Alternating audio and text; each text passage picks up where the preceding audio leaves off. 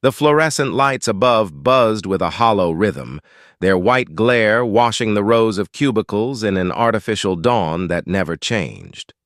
Emma Chen sat hunched at her desk in the cramped IT department of Transcorp Industries, her shoulders curled as if she were trying to disappear into herself.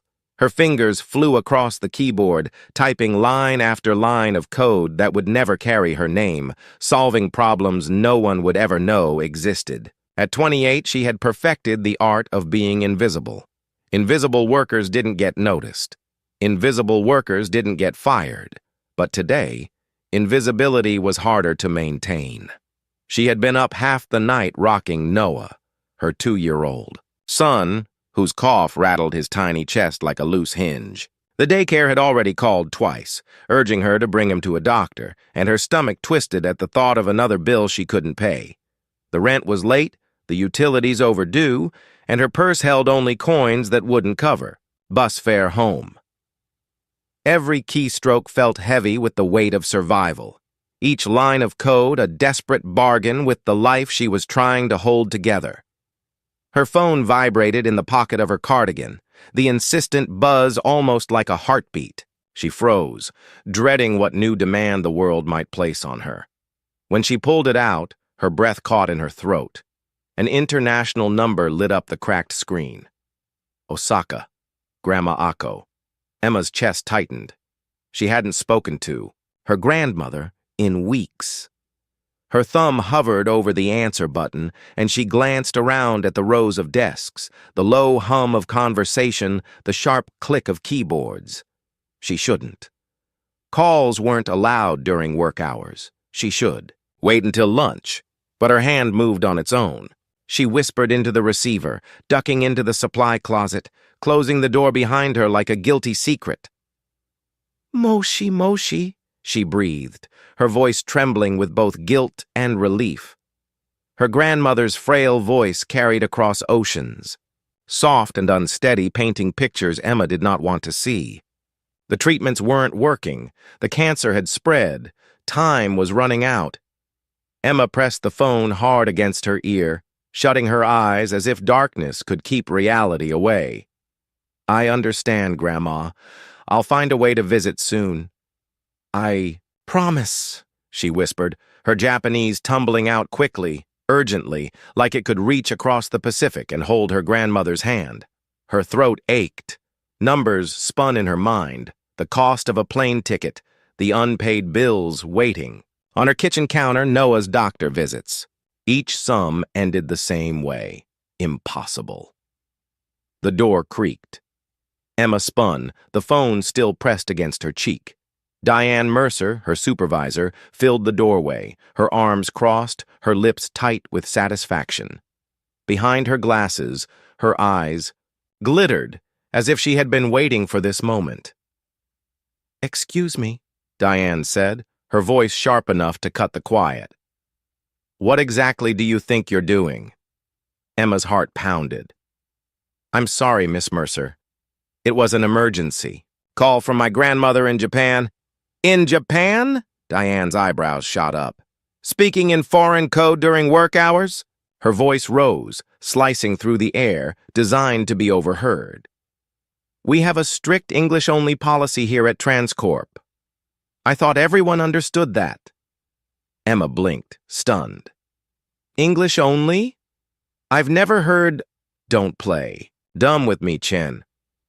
Diane's lips curled in a smile too thin to be kind. "Pack your desk. You're terminated. Effective immediately." The words hit Emma like a physical blow.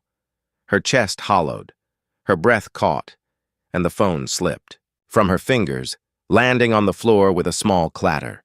"But my grandmother is dying," she whispered, as if the truth could soften Diane's edges.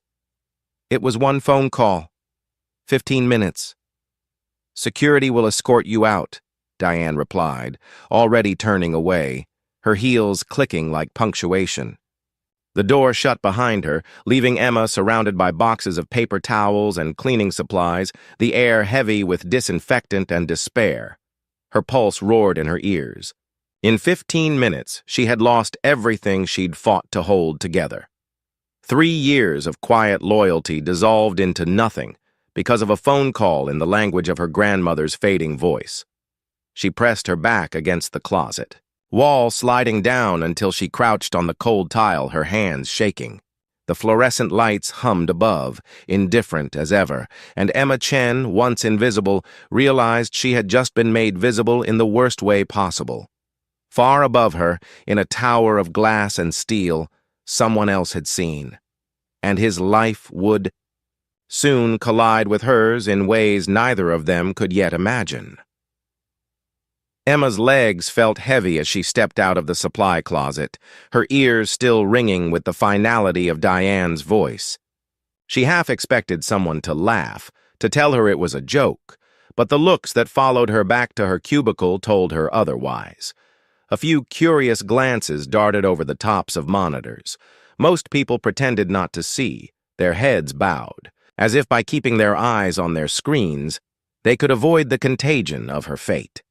The IT department, usually a quiet hive of tapping keyboards, carried the brittle silence of a courtroom. Her desk looked smaller now, the framed photo of Noah grinning through ice cream-smeared cheeks glaring at her with cruel innocence. She slid the frame into the cardboard box Diane had provided, each scrape of objects against cardboard loud enough to sting. Her stapler, her mug with the chipped handle, the stress ball shaped like a globe that Noah loved to squeeze when he visited the office. They all went in with the clumsy haste of someone trying not to cry in front of an audience. The security guard arrived before she'd finished. A large man in a navy blazer, his presence drew an invisible line between her and the rest of the office. He didn't speak, only folded his arms and stood near the cubicle entrance, waiting.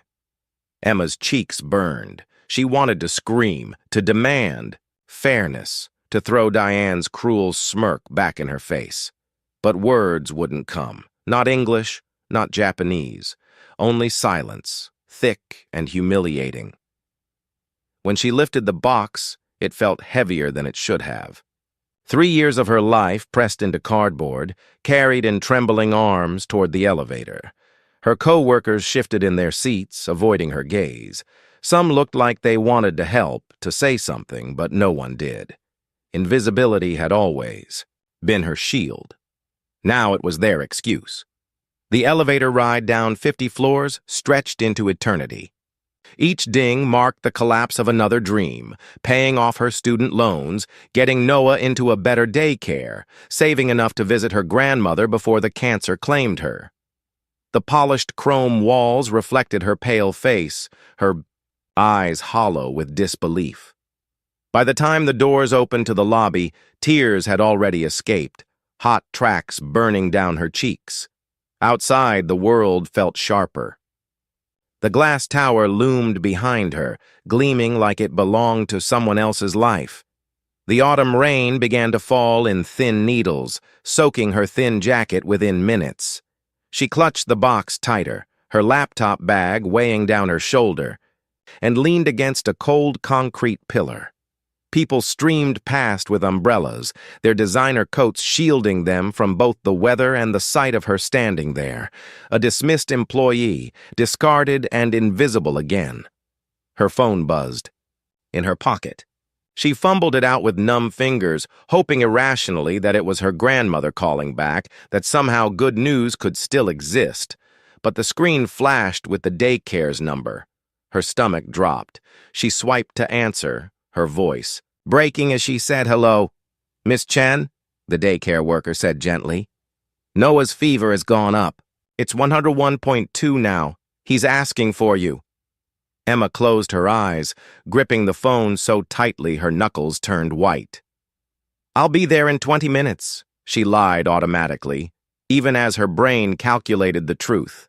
45 minutes by bus in this rain, longer if traffic swallowed the streets. Her voice cracked as she added, "He's all I have. Please keep him comfortable. I'll come as fast as I can." When the call ended, she slid the phone back into her pocket and pressed her forehead against the pillar, her breath hitching in, shallow sobs. The box dug into her ribs, the rain soaking the cardboard until it sagged. The city moved around her without slowing. She was no longer part of it, no longer an employee, no longer secure. Just a mother with a sick child and no job. Behind the glass windows 50 floors above, a man in a tailored suit watched her. His hands rested on the sill as raindrops chased each other down the glass. His jaw tightened, and the sharp lines of his face hardened into something fierce. He had seen countless employees come and go in his career, but something about this scene pierced through his carefully built armor. The injustice played out below like a silent film he couldn't turn away from, and he felt a familiar anger rising, the same anger that had driven him to build everything he owned. William Hayes turned from the window, reaching for his coat. Some injustices, he thought, demanded immediate action. The rain had quickened into a steady rhythm by the time William Hayes reached the lobby. The polished marble floors reflected the blur of passing umbrellas outside, streaks of color against the gray of a Seattle afternoon. The security guard at the front desk offered a deferential nod, but William barely noticed. His thoughts were fixed on the image of the young woman below, clutching a cardboard box like it contained her entire world, shoulders sagging beneath a weight far heavier than office supplies. He pushed through the revolving doors and into the storm, the damp wind cutting against his face as if to remind him that the world outside the tower was sharper, more immediate than the sterile safety of the boardroom. He had seen plenty of terminations in his career, some justified, many not, but what he'd witnessed today unsettled something deep in his chest. The way she had stood there, invisible to everyone except him, was too familiar. It was the same look he had seen on his parents' faces decades ago when the world treated them as outsiders. He strode across the plaza, the rain soaking through, his tailored suit within seconds, his hair plastering against his forehead. She hadn't noticed him yet. Emma Chen stood pressed against the concrete pillar, her thin jacket clinging to her frame, the box sagging in her arms as the rain ate away at its corners. She stared down at her phone, her face stricken with the kind of fear that came from more than just losing a job. William slowed his pace, adjusting the umbrella he had grabbed on his way out. He opened it above her head, the sudden shelter startling her into looking up. Her dark hair stuck in wet strands against her cheeks, her eyes wide and red from crying. For a moment she seemed ready to recoil, as though kindness itself were suspicious. "Ma'am," he said gently, his voice carrying over the rain. "Are you all right?" She blinked at him as if the question were absurd. "I'm fine," she lied, her voice brittle, betraying the tremor in her hands as she clutched the box tighter. Just having the worst day of my life." He stepped closer, shifting, the umbrella so it covered them both, even though the rain continued to pelt his shoulders. He studied her face, not with the detached appraisal of an executive, but with the focused attention of a man who understood that sometimes life broke, people in ways unseen. "Sometimes storms don't give us much of a choice," he said, "but at least we don't have to face them alone." The words seemed to crack something inside her. She exhaled sharply, the dam breaking, and the story spilled out before she could stop it. The humiliating firing, her grandmother's voice, fading across an ocean, her little boy waiting with a fever that frightened her more than any pink slip ever could. She spoke quickly, as if the rain might wash her words away if she didn't release them fast enough. William listened. Really listened. His eyes never wavered from her face, and though he said nothing for a long time, his silence carried weight, not indifference. It was the kind of silence that invited truth rather than smothered it. When she finally stopped, embarrassed by how much she had revealed to a stranger, she wiped her cheeks with the back of her hand. "I don't know why I told you all that," she murmured. "Because you needed to," he replied quietly. He hesitated, then added, "I own a small bookstore about 10 minutes from here. There's an apartment above it that's been empty for a while. Nothing fancy, but it's dry and safe. I could use some help managing the store, and you—" He let the words hang, careful not to press. "You look like you could use a little shelter from more than just the rain." Emma's eyes narrowed, suspicion flashing across her face. "Why would you help a complete stranger?"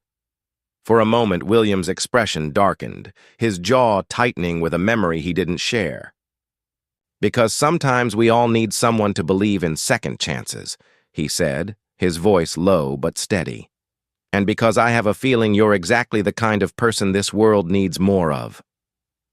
Thunder rumbled above them, and Emma glanced at the street where buses hissed past, their windows fogged with the lives of people who hadn't stopped for her. She looked back at the man holding the umbrella, his suit soaked through, his eyes unwavering. She thought of Noah, his feverish skin against her cheek, his small arms reaching for her with absolute trust. The idea of sleeping in her car with him tonight made her stomach twist. The bookstore, the apartment, the stranger's offer. It was a risk. But the greater risk was doing nothing. "Just for tonight," she whispered, her voice almost drowned by the rain. "Of course," William answered with a small smile. But in his eyes, hidden beneath the storm, was something more enduring. As they walked toward his car, the umbrella sheltering them both, neither of them noticed the faint silhouette in a window 50 floors above, nor the phone call being made in hushed urgency. Somewhere, someone else had been watching too, and the consequences of this meeting were only beginning to unfold. The drive through the wet streets passed in a blur of headlights and slick reflections. Emma sat rigid in the passenger seat of the silver BMW, her cardboard box wedged awkwardly at her feet. The hum of the engine was steady, comforting even, but her chest remained tight, every muscle coiled as if ready to spring. She kept stealing glances at the man behind the wheel. He drove with quiet confidence, hands steady, posture relaxed, yet there was a seriousness in his eyes, as though each turn of the wheel carried more than directions. It carried intent. Noah stirred in his car seat behind them, his small cough rattling like fragile glass. Each sound pulled Emma's heart tauter, and she reached back to touch.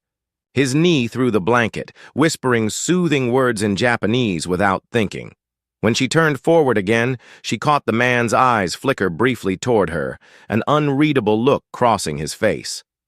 10 minutes later, the car slowed. In front of a narrow brick building sandwiched between a coffee shop and a vintage clothing store. A wooden sign swung gently above the door, its paint a little weathered but still proud. Pages and Stories. The glow of warm light spilled through tall windows streaked by the rain, and for the first time all day, Emma felt her lungs open with a breath that didn't ache.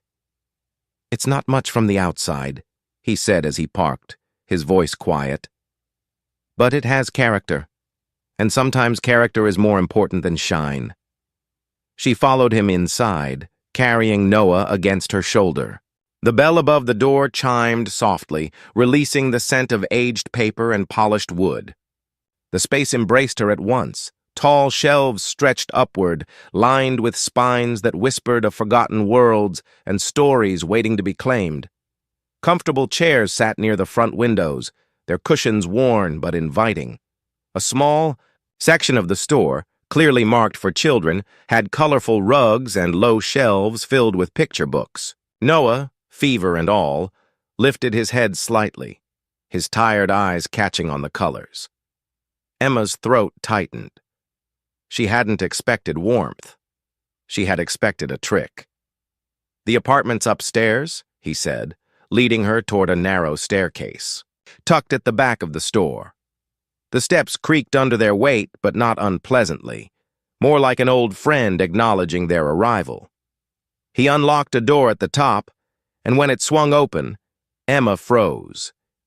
It wasn't lavish, but it was more than she had dared to imagine.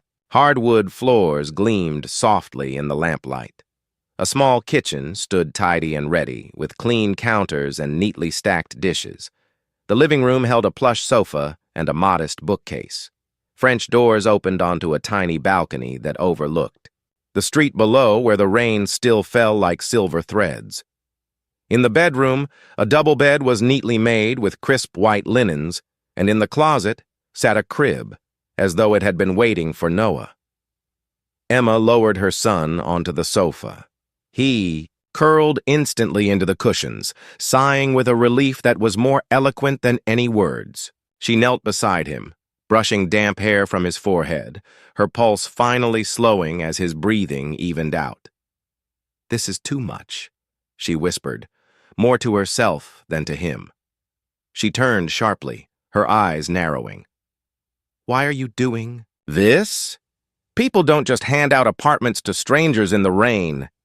He lifted his hands slightly, palms open, a gesture of honesty.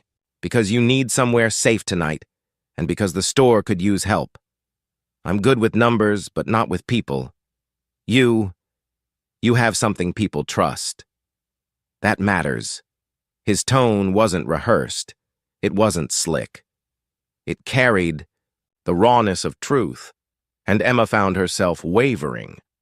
Still, suspicion clung to her like a second skin. Too many years of scraping by had taught her not to believe in coincidences. Noah coughed again, breaking her thoughts. She pressed her palm to his forehead, the heat still lingering but softer now. "He needs medicine," she murmured, half to herself. "But without insurance—" "There's a pediatrician 3 blocks away," he interrupted gently. "Dr. Sarah Martinez. Tell her I sent you. She'll see him." Emma looked up sharply. "You seem to have an answer for everything. Why?" For a moment his face shifted. The polished confidence slipped, and beneath it she saw something older, heavier. His eyes softened, but his jaw tightened, as though he were carrying memories too personal to spill. "Because some battles are worth fighting," he said at last, "and some people are worth protecting." His words lingered long after he left, the apartment door clicking shut behind him. Emma sat alone in the quiet, the rain tapping gently against the French doors. Noah's fever broke into soft, even breaths, and she allowed herself to exhale just once before tears welled. Relief, terror, gratitude. They tangled in her chest until she could no longer tell them apart. She stood at the balcony doors, staring out at the wet streetlights, wondering if she had stumbled into salvation or if this was just another storm disguised as shelter. Morning light spilled across the hardwood floors in soft golden bands, a gentle contrast to the chaos of the night before. Emma stirred slowly, her eyes opening to the faint sound of brass bells chiming below, announcing the first customers entering the bookstore. For a brief, disoriented moment, she thought she was still in her old apartment, that the nightmare of losing her job and her dignity had been nothing more than a fever dream. Then she felt the warmth of her son beside her, curled under a borrowed blanket on the sofa, his small breaths steady and unbroken. Relief swept through her. Noah's fever had dropped, his body no longer radiating dangerous heat. Emma rose carefully, tucking the blanket around him before moving to the French doors.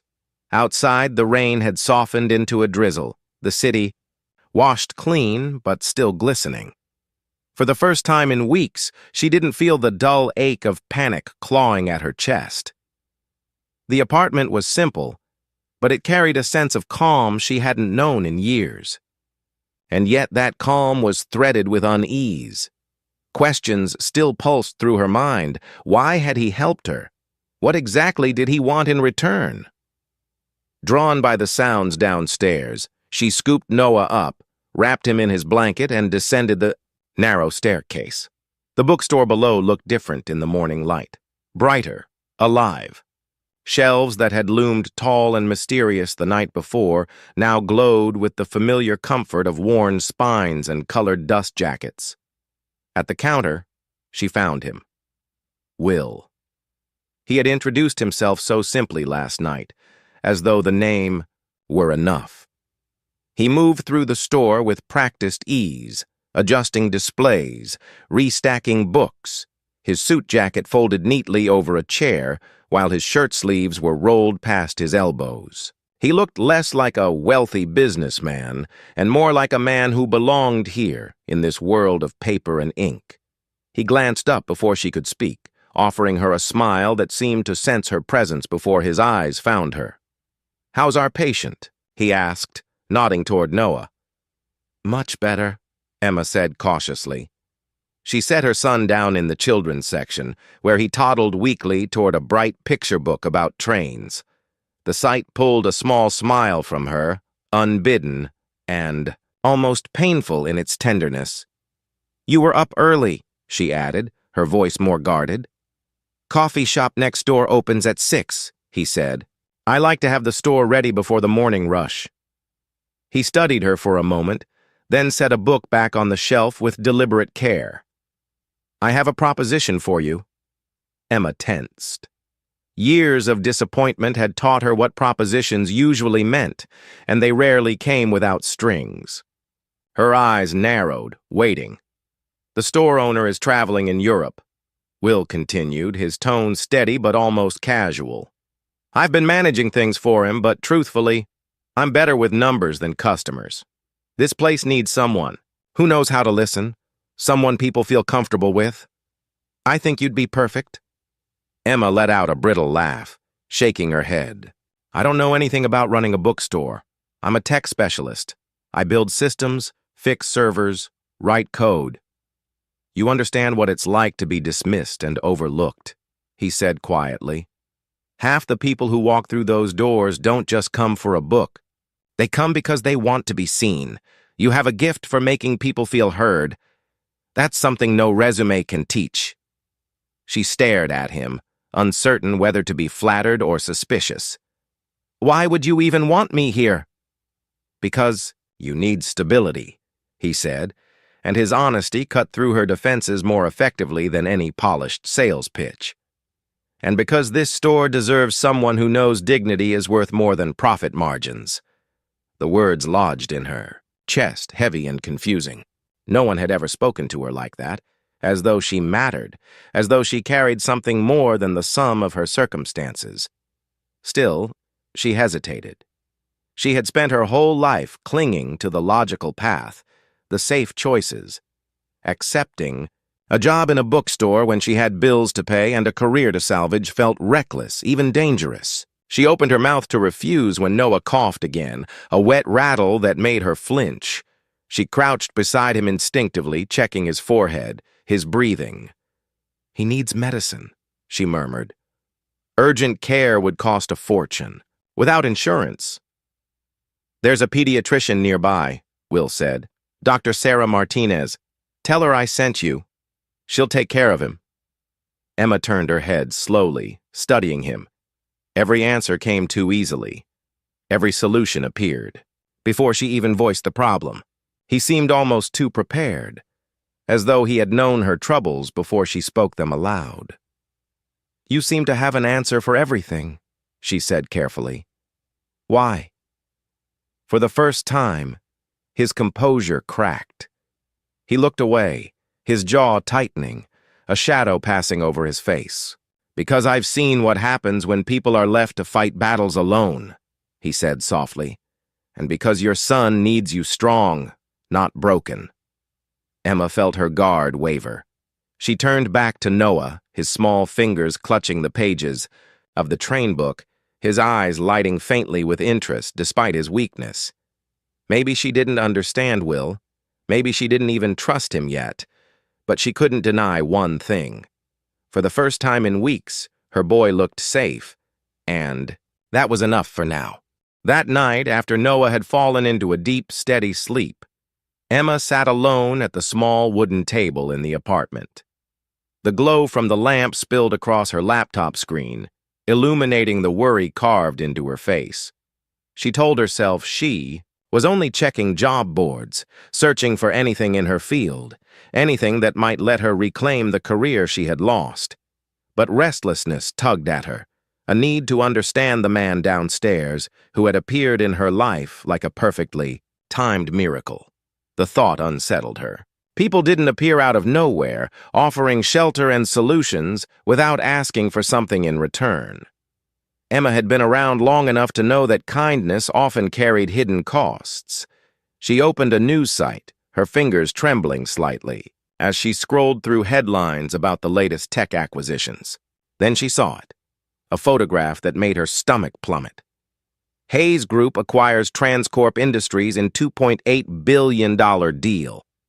The picture showed a man in a perfectly cut suit, shaking hands with board members, smiling with the polished confidence of someone used to standing in front of cameras.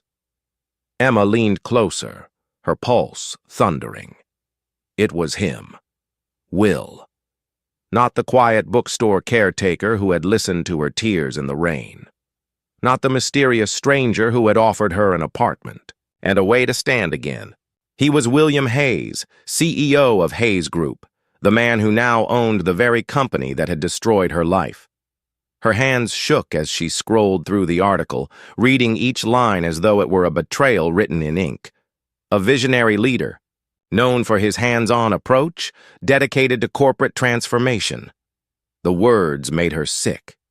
He hadn't stumbled across her by chance. He hadn't simply offered help out of kindness. He had been there all along, watching, waiting. When she heard the soft creak of the staircase, her heart pounded against her ribs. The door opened and Will stepped in, his tie loosened, his eyes tired. He froze when he saw her, the laptop open. In front of her, the article glowing like evidence in a trial. "You lied to me," Emma said, her voice low but trembling with fury. She turned the screen toward him, the headline glaring. "You're not just some man who owns a bookstore, you're the man who bought the company that ruined my life." Will's shoulders sagged, and for the first time since she had met him, the confidence seemed to drain from his frame. "Emma," he began carefully, "please let me explain." "Explain what?" Her voice cracked as she pushed away from the table, standing to face him. "That this was all some elaborate game? That rescuing the pathetic employee you let your company destroy makes you feel like a savior?" "No." He stepped forward, hands raised as though surrendering. "I wasn't playing a game. I saw what happened to you. I was there when Diane Mercer fired you for speaking Japanese to your grandmother. I watched the whole thing and I—" His jaw clenched, his voice roughening. "I should have stepped in sooner. But I needed to understand what was festering inside the company I'd just acquired." Emma's breath caught. The memory of that humiliating moment slammed back into her chest. The way she had clutched her box, her face burning, believing no one cared. He had seen her. He had watched. "You witnessed my humiliation and you said nothing," she whispered, her voice breaking. "I had to see it with my own eyes," Will said, his words strained. "I've learned that numbers lie, reports lie, but people don't. And what I saw that day told me something was very wrong at Transcorp." She wanted to believe him, but anger still roared in her blood. "So you followed me? Orchestrated this little rescue to keep me quiet?" She gestured around the apartment. "The bookstore, the doctor, the job offer. Was it all just damage control?" His composure cracked. "The plan was to right an obvious wrong," he admitted. "But when I saw you holding your son in the rain, choosing his well-being over your pride, I realized it wasn't about corporate damage control anymore. It was about you." Emma searched his face, her breath sharp in her chest, looking for deception. But all she saw was rawness, an honesty he seemed almost afraid to reveal. "Then why lie?" she demanded. "Why not tell me who you were from? The start?" "Because you would have seen me as the enemy," Will said simply. "And maybe you would have been right. I trusted the wrong people to handle the transition. Someone inside my company has been implementing policies I never approved. That so-called English-only rule, it didn't come from me." For the first time, Emma felt her anger crack just slightly, enough for doubt to seep in. Who then? She asked, her voice tight. Will's gaze darkened, his expression hardening. That's what I intend to find out, but I can't do it alone. Emma wrapped her arms around herself, staring at the man who had upended her life twice in the span of days. Part of her wanted to slam the door and never see him again. Another part, quieter but stronger, whispered that his fight might be the only way to reclaim not just her job but her dignity. If I help you, she said slowly, I want the truth. All of it. No more convenient omissions. You have my word, Will replied, his voice solemn. And when this is over, you'll have your job back. Not as charity, because you earned it. They stood there in the dim apartment, the rain tapping insistently at the French doors, neither noticing. The black sedan idling across the street, nor the glint of a camera lens pointed directly at them. The brass bells over the bookstore door chimed one afternoon, their cheerful notes out of place against the shadow that seemed to step in with the man who entered. Emma looked up from rearranging a stack of travel books, the smile she had learned, to wear for customers faltering at once. The newcomer moved with a predatory grace, every step claiming the floorboards as his own. His suit was a shade of steel gray so sharp it almost gleamed, the fabric pressed to perfection, the cufflinks winking with cold light. He was older than Will by several years, but the resemblance was unmistakable. The same sharp jawline, the same tall frame. Yet where Will's presence carried warmth, this man radiated calculation. Victor. Will's voice carried from behind the counter, taut with warning. Emma turned sharply at the sound, her hands tightening around the book in her grip. Will emerged from the back room, his shoulders squared, his eyes alert. I wasn't expecting you. Clearly.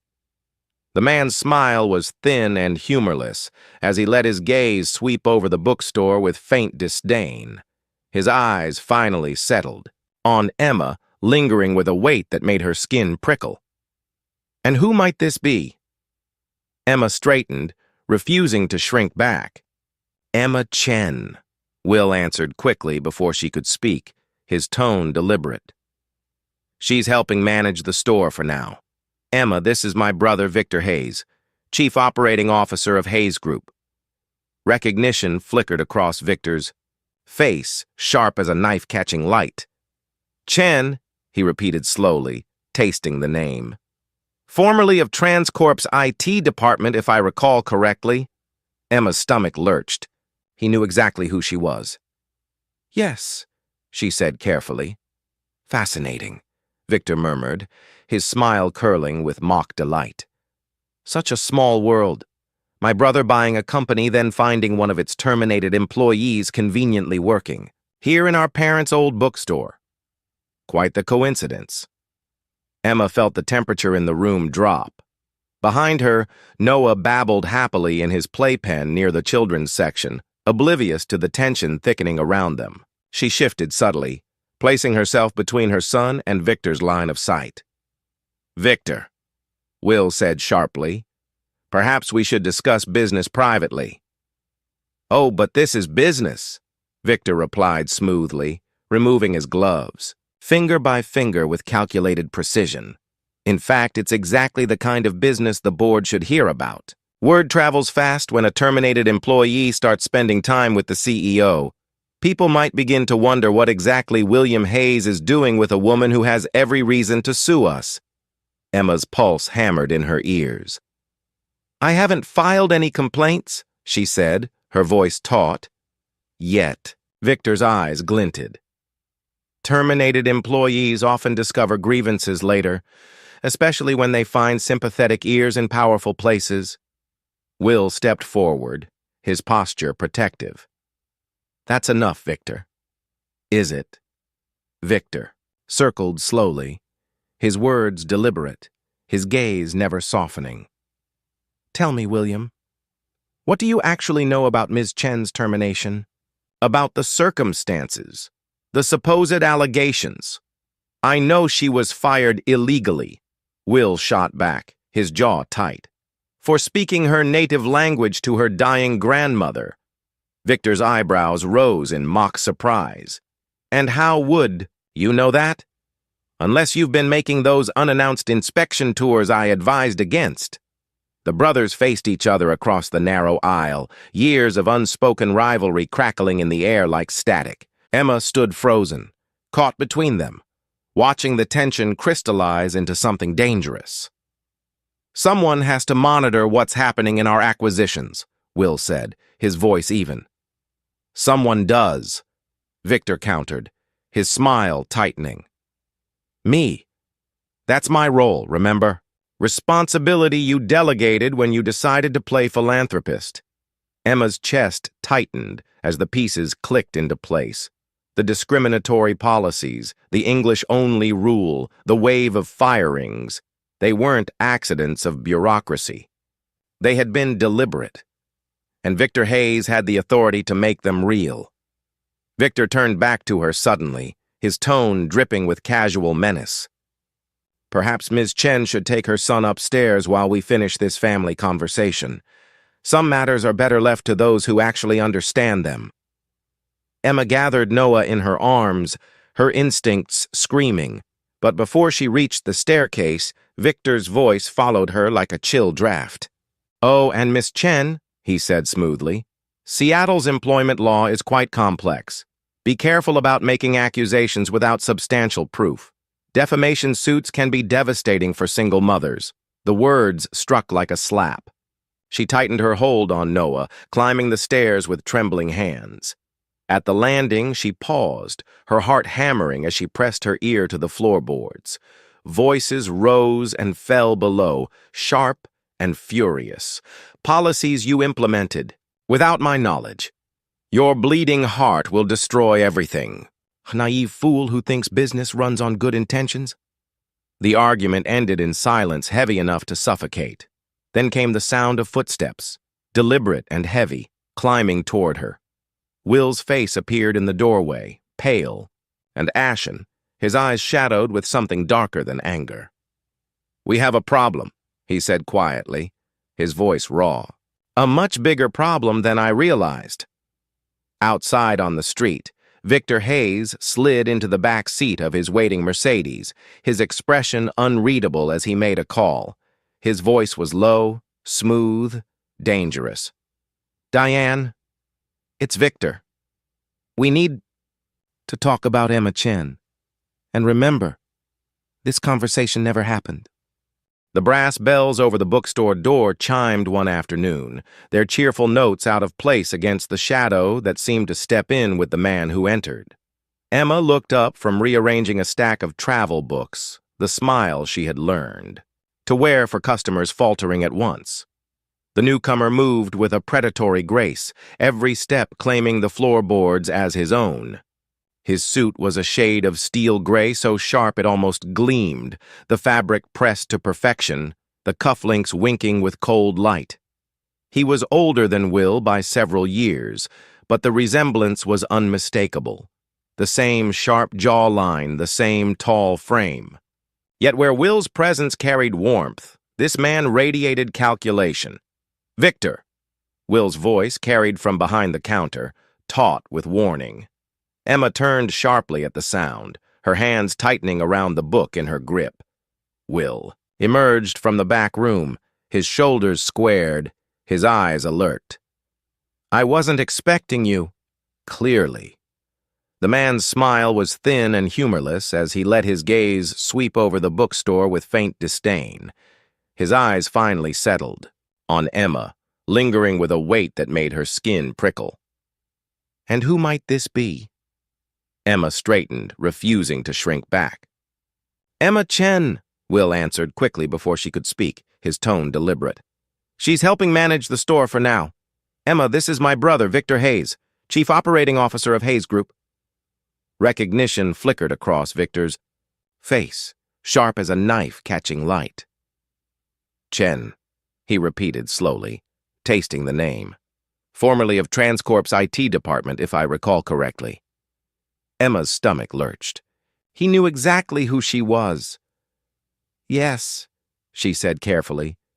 "Fascinating," Victor murmured, his smile curling with mock delight. "Such a small world. My brother buying a company, then finding one of its terminated employees conveniently working, here in our parents' old bookstore. Quite the coincidence." Emma felt the temperature in the room drop. Behind her, Noah babbled happily in his playpen near the children's section, oblivious to the tension thickening around them. She shifted subtly, placing herself between her son and Victor's line of sight. "Victor," Will said sharply, "perhaps we should discuss business privately." "Oh, but this is business," Victor replied smoothly, removing his gloves, finger by finger with calculated precision. "In fact, it's exactly the kind of business the board should hear about. Word travels fast when a terminated employee starts spending time with the CEO. People might begin to wonder what exactly William Hayes is doing with a woman who has every reason to sue us." Emma's pulse hammered in her ears. "I haven't filed any complaints," she said, her voice taut. Yet, Victor's eyes glinted. "Terminated employees often discover grievances later, especially when they find sympathetic ears in powerful places." Will stepped forward, his posture protective. "That's enough, Victor." "Is it?" Victor circled slowly, his words deliberate, his gaze never softening. "Tell me, William, what do you actually know about Miss Chen's termination? About the circumstances, the supposed allegations?" "I know she was fired illegally," Will shot back, his jaw tight, "for speaking her native language to her dying grandmother." Victor's eyebrows rose in mock surprise. "And how would you know that? Unless you've been making those unannounced inspection tours I advised against." The brothers faced each other across the narrow aisle, years of unspoken rivalry crackling in the air like static. Emma stood frozen, caught between them, watching the tension crystallize into something dangerous. "Someone has to monitor what's happening in our acquisitions," Will said, his voice even. "Someone does," Victor countered, his smile tightening. "Me. That's my role, remember? Responsibility you delegated when you decided to play philanthropist?" Emma's chest tightened as the pieces clicked into place. The discriminatory policies, the English-only rule, the wave of firings, they weren't accidents of bureaucracy. They had been deliberate. And Victor Hayes had the authority to make them real. Victor turned back to her suddenly, his tone dripping with casual menace. "Perhaps Ms. Chen should take her son upstairs while we finish this family conversation? Some matters are better left to those who actually understand them." Emma gathered Noah in her arms, her instincts screaming, but before she reached the staircase, Victor's voice followed her like a chill draft. "Oh, and Miss Chen," he said smoothly, "Seattle's employment law is quite complex. Be careful about making accusations without substantial proof.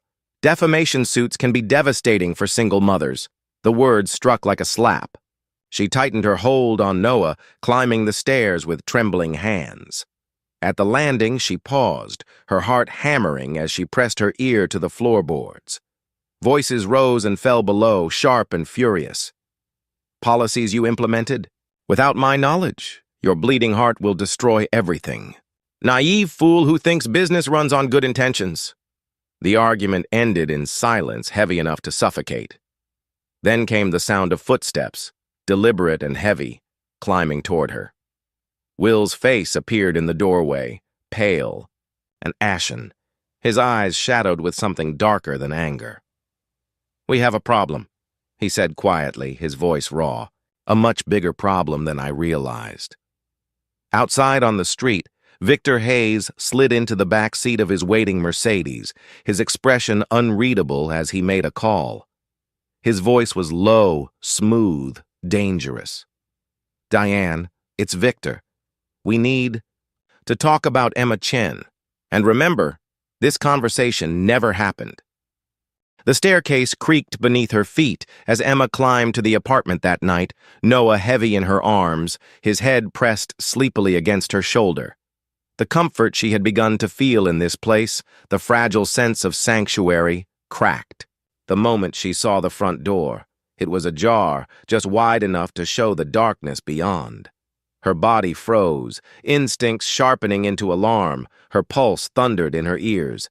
Slowly, she nudged the door open with her foot, every nerve braced for what might wait inside.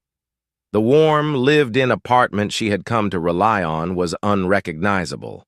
Furniture overturned, drawers yanked out, and their contents spilled like entrails.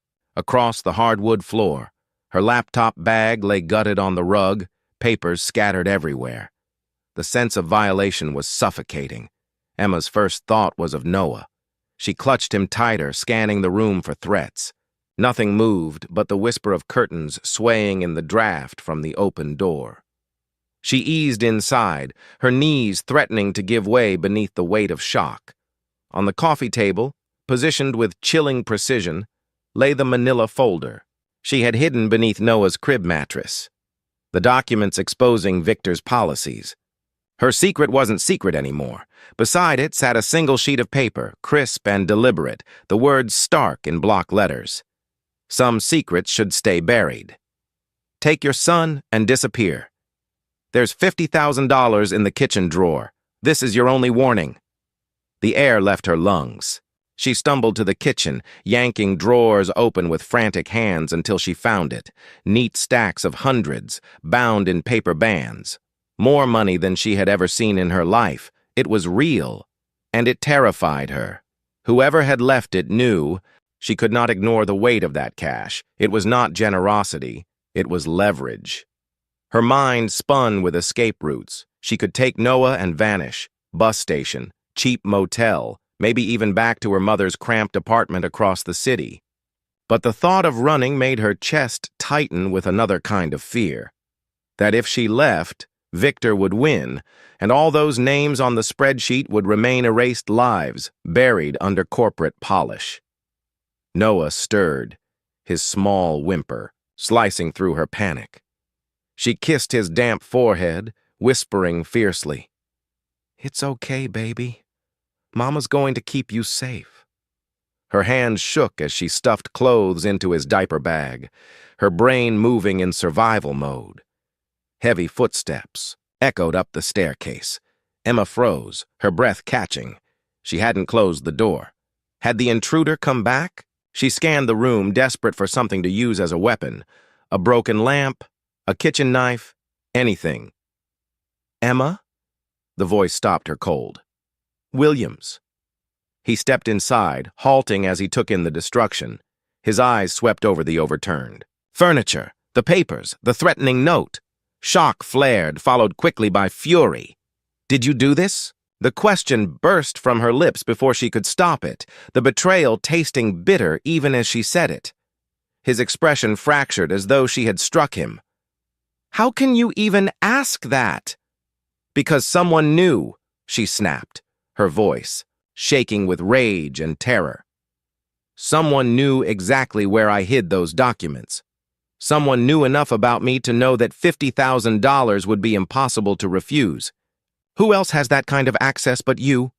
William stepped closer, his hands lifted as if approaching a frightened animal. "Emma, I swear to you, on my parents' graves, I had nothing to do with this." His voice was low, urgent, desperate. "Victor, he's the only one who knew you were living here. He has keys to every Hayes property. He wants you silenced." Emma's eyes dropped to the note, the clean block letters cut with professional precision. Whoever had written it had done this before. Her stomach turned. Why go this far? She whispered, "Because we're close to something that could destroy him," William said, his jaw tightening. "And if he senses danger, he doesn't just push back. He eliminates threats." She clutched Noah against her chest, her body trembling, torn between flight and the urge to fight. William's face, etched with anger and grief, hovered in the dim lamplight, his sincerity raw enough to wound. "If you want the whole truth," she said finally, her voice breaking, "then start talking. No more omissions. No more lies." William raked both hands through his hair, the gesture of a man preparing to reveal what he had hidden too long. His voice came out rough. The company is already under federal investigation. It has been for 3 months. The Department of Labor, the EEOC, they've been circling. I thought Victor was cooperating. He told me the problematic policies were being reversed. But instead, he doubled down, turned Transcorp into a test case. And you, Emma? He swallowed hard, his eyes burning into hers. You were the test. They wanted to see if they could fire someone like you, competent, well-liked, but without resources, and get away with it. If it worked, they'd roll it out company-wide. Her knees weakened, fury rising beneath her fear. She had been targeted, not by chance, not by accident, but as an experiment. Her entire life had been shattered because she had been useful to Victor's plan. Outside, in the alley below, an engine started. The low purr of the black sedan drifted through the window before fading into the night. Whoever had left that money, whoever had broken her sanctuary, was gone for now. But Emma knew they would be back. She held her son close, her eyes never leaving William's. Trust and suspicion waged war inside her chest. For Noah's sake, she needed to decide which way to lean, and soon. The glass facade of Hayes Group's headquarters reflected the gray morning sky, towering over downtown like a sentinel of wealth and power. Emma sat in the passenger seat of William's BMW, Noah asleep in the back, his small face soft with exhaustion. Her hands twisted in her lap, the earpiece hidden beneath her hair buzzing faintly as William's voice came through from the executive elevator. I need a witness to whatever Victor says, he whispered. Someone the investigators will believe. Emma's throat tightened. She had promised herself she wouldn't get pulled deeper into this war between brothers. But here she was, listening to his footsteps echo on polished marble. The wireless receiver in her lap blinked steadily, transmitting every word. She could hear the ding of the elevator doors, the faint scrape of shoes across the boardroom floor, and then Victor's voice. Smooth, controlled, full of practiced authority. You sounded urgent, William. What is it this time? William's tone carried steel. We need to discuss the Transcorp situation. The investigation has expanded. I know about the forged documents, the English-only policy, the terminations. You framed me. There was silence, then the sound of papers being spread across the table. Emma could imagine William standing there, evidence in hand, his jaw tight with fury. Impressive work, Victor finally said, his tone mocking. Though I'm not sure what you're implying. I'm not implying anything. I'm stating facts. You targeted minority employees, forced them out, and forged my signature to cover your tracks. A soft laugh crackled through the earpiece, sending chills down Emma's spine. Do you want the truth? Fine. Yes, I implemented those policies. Yes, I fired them. And yes, I made sure your name was on everything. Emma clapped a hand over her mouth to smother the gasp. Even expecting it, hearing the casual cruelty of his confession was enough to make her shake. Why? William's voice was raw. Because you're weak, Victor said, his words sharp as glass. You think business runs on compassion. Our parents may have come here with their immigrant ideals, but I built this empire by cutting fat. By removing distractions. Emma Chen was a distraction, a liability, and you compromised yourself by running to her rescue. Emma's eyes burned. The mention of her name felt like a blade. The confrontation spiraled, chairs scraping, voices rising until the earpiece erupted with static as though the air itself couldn't hold their fury. Then came Victor's voice again, cold and triumphant. You just confessed to everything, little brother, and the board will hear it from me first. The line went dead. Hours later, Emma sat in the observation gallery overlooking the boardroom, Noah resting against her chest. The room below was a theater of power. Victor stood at the head of the table, a slideshow glowing behind him, his voice honeyed with false grief. Ladies and gentlemen, our CEO has authorized discriminatory policies. manipulated an employee to prevent legal action, and attempted to cover his tracks. The evidence is overwhelming. The screen filled with forged documents, William's signature glowing like damning scars. Emma's heart pounded as she saw photos of herself, of William helping her into the bookstore, Noah playing among the shelves, twisted into proof of corruption. This relationship compromised his judgment. Victor continued smoothly. He prioritized a terminated employee over this company. He is no longer fit to lead. William rose, his face pale but his eyes burning. Those documents are forgeries. Victor created this. He framed me. Victor produced another folder, flipping it open with theatrical precision. Digital records from your office computer, logins, IP addresses, time-stamped authorizations, all pointing to you. The board murmured, unease flickering across their faces. Emma knew in her bones the records were fabricated, but they were elegant, polished, impossible to dismiss. Victor had planned this for months. The vote came quickly. A suspension, effective immediately. Victor would assume interim leadership. Security moved to escort William out, and as he passed beneath the gallery, his eyes lifted to meet Emma's. Defeat was written in his posture, but his gaze carried something else, a promise. This was not the end. Emma clutched Noah tighter, her pulse a drumbeat of fear and rage. She had the recording, the confession Victor had spoken so carelessly, believing himself untouchable. She had the names, the spreadsheets, the memos. The pieces were in her hands now. Down below, Victor adjusted his cufflinks, a smile tugging at his lips as he basked in his victory. His phone buzzed. He glanced at the message, and for the first time his expression flickered. Recording complete. Thank you for the confession. Emma watched him carefully, her heart steadying. The game had shifted. He thought he had buried her, buried them all. But the truth was no longer caged in his office or hidden in locked drawers. It lived now in her laptop, in the voices of the fired employees, in the evidence they had risked. Everything to preserve. She pressed her cheek against Noah's soft hair, whispering into the silence. We're not done. Not even close. And outside, as the city's lights flickered awake against the night sky, Seattle seemed to hold its breath, waiting for the storm still to come.